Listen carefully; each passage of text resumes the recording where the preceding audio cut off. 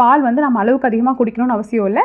அப்படி நம்ம குடிச்சு பழகிருக்கோம் அப்படின்றதுனால ஒரு நாளைக்கு மினிமம் ஒரு 1 or 2 கிளாஸஸ் வரைக்கும் குடிக்கலாம். அது தப்பு கிடையாது.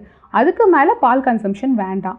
இன்னொன்று பார்த்தீங்கன்னா, நம்ம அளவுக்கு அதிகமாக பால் குடிக்கும்போது என்ன ஆகுதுன்னா, அந்த பால் இருக்கிற ப்ரோட்டீன், அதாவது அந்த அனிமல் இருக்கிற ப்ரோட்டீன் இருக்கு இல்லையா, அது வந்து நம்ம பாடினால் அக்செப்ட் பண்ணிக்க முடியாது. அதாவது டைஜஸ்ட் பண்ணுறதுக்காக என்ன பண்ணுதுன்னா, அது ஒரு ஆசிட் ஃபார்ம் பண்ணுது.